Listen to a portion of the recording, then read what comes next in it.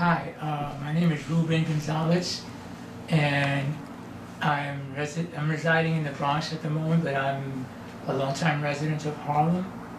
I've lived there for 35 years, and I have to apologize now because I've never done an interview, so be patient with me.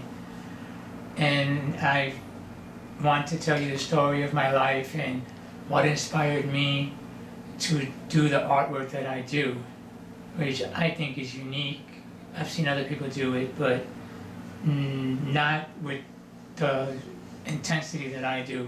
And I never show my art, so this will be like my premiere. So this is like, thanks to Eric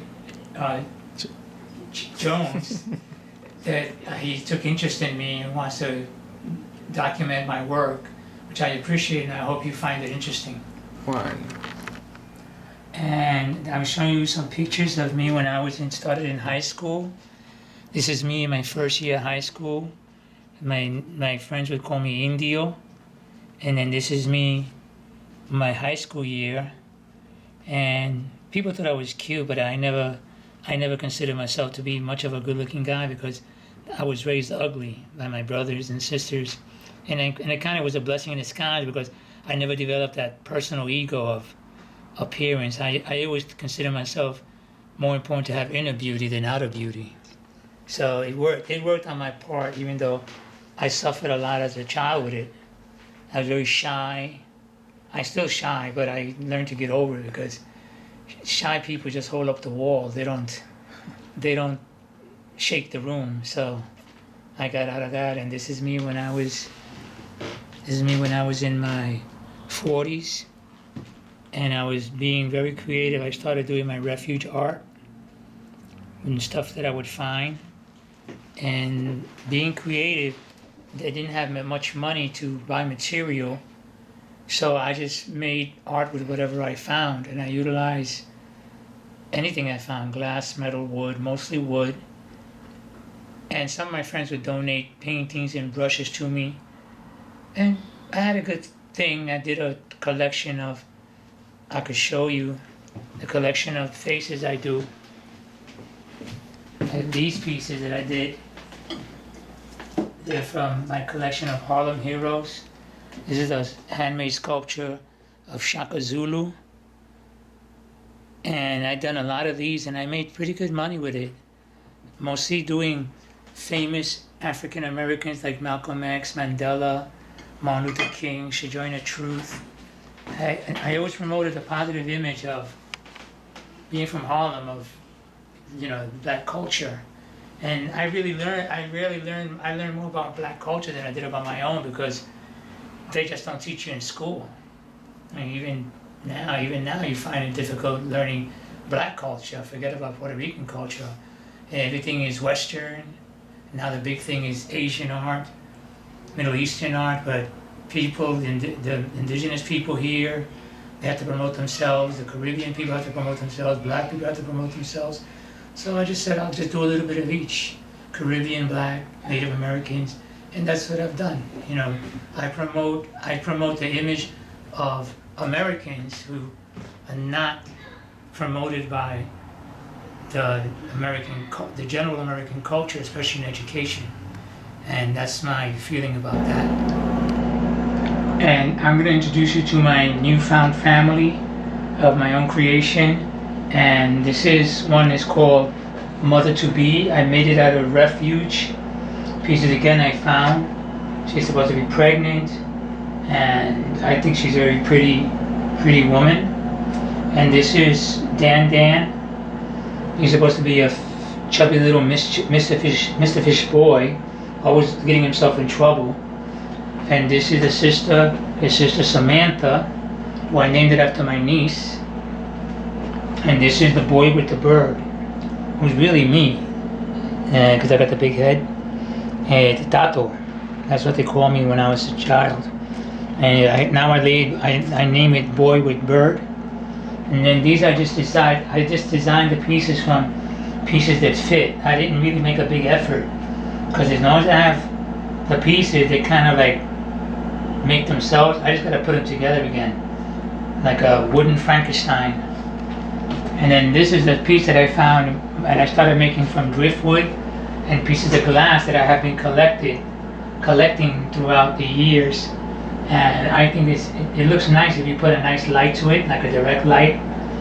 But this is all glass and wood, and they're mostly glued with an adhesive, pretty strong. And I have a set of 3. I would like to make more. I just got to, because I do have the glass, I just got to go to the river, the Harlem River, the Hudson River, and pick up the beautiful driftwood down there. I wish I had the space and the way of transporting them, because I would have tons of driftwood art. And here's another piece of my driftwood art from and glass that I found. And this is my terrarium. I love nature, so I decided to make like a still life in glass.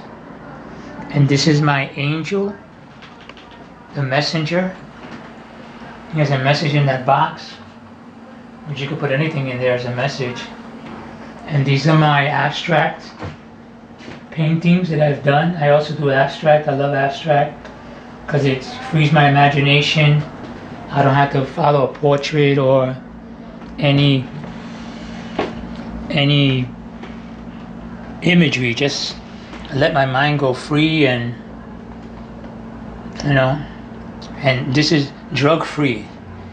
I didn't do no drugs to do this, even though my friends said I did. And this is my large canvas that I found. This canvas in front of a Catholic school with little children's fingerprints on it. It was a graduation thing, and they threw it in the garbage. I took it and voila, it came out to be I like it because I like the shape of it, and I like the strong colors. This is my second time I painted over it to enrich the colors, because it was kind of bland. And then you could come over here and you could see another terrarium, which is a working fish tank, but I don't have the pump in it anymore because I didn't want to fuss over it. And these are my women. And there's another painting I did. This is one of my first attempts. I have another one that I did. It came out even nicer, which kind of surprised me. Yeah, and these are one of my wooden sculptures that are one of my earlier pieces. And after a couple of years, I put a little stuff in it. I pimped it up. And this is called the window.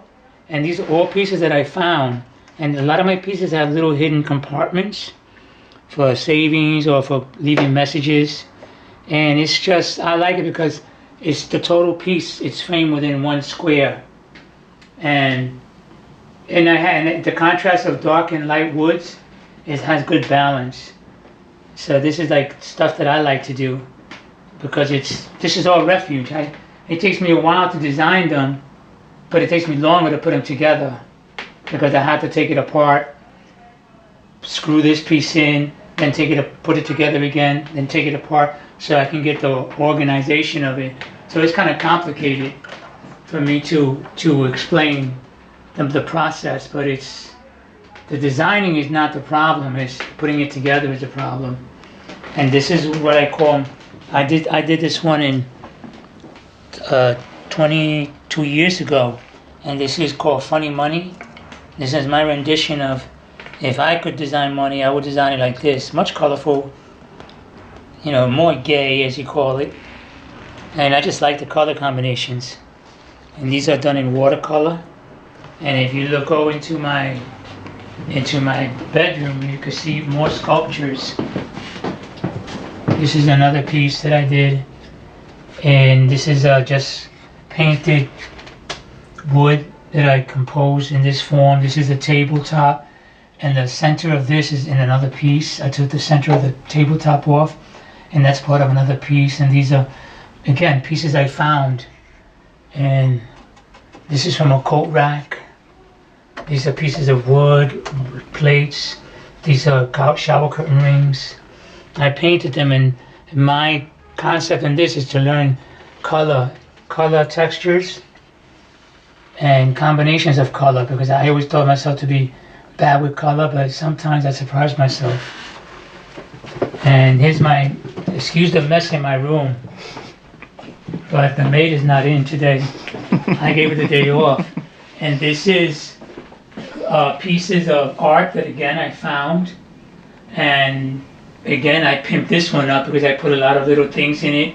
It was very bland, very plain. And in my closet I have about 6 other sculptures. Back here I have about 5 sculptures. I have so many wooden sculptures I don't even know what to do with them. And this is a nice one, I call it Meteor, Rubin's Meteor. It's falling down to earth. And this is stuff that I cut off from tables. And these are rattan chairs that I cut up.